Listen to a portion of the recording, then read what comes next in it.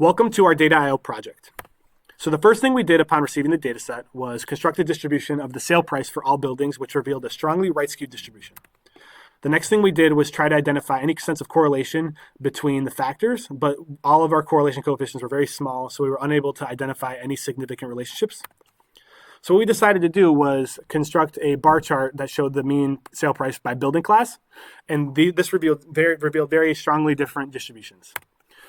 We did the same thing for the sale price by borough, and we constructed kernel density graphs that, again, revealed very different distributions for the sale price by borough. So any meaningful way to approximate trends or approximate sale ranges would have to account for these two factors. All right, so here we have a list of all the classes. We have one family dwellings here. Here's a slider with the square footage. You can change this around. You see it reacts in real time down here.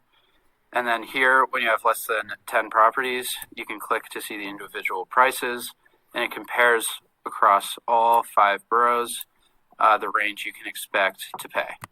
So the next thing we wanted to do was make a more in-depth comparison between building area and sale price, which we previously identified in no correlation, and this graph proves that. But we wanted to do a deeper dive. So we looked again at the sale price by building class graph and realized that residential properties had much lower mean sale prices than commercial properties or institutional properties. And again, looking at the density by the boroughs. And what we were able to come up with was confidence intervals for this. And we were able to identify that residential areas primarily were composed of residential area and commercial areas for commercial areas, which seems obvious, but it actually has a big factor into what the price ranges are going to be by borough and for residential and commercial areas. All right, here you can select the borough, one of the 5 boroughs, and then here you drag and adjust the ratio of commercial area to residential area. And here, right down here, you can set your square footage. You can type it in the box too.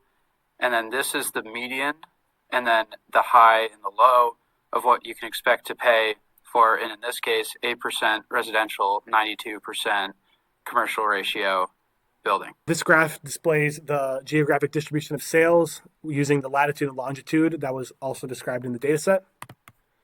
We used the Google Maps API to plot all the buildings of color-coded boroughs and dot sizes based on sale price.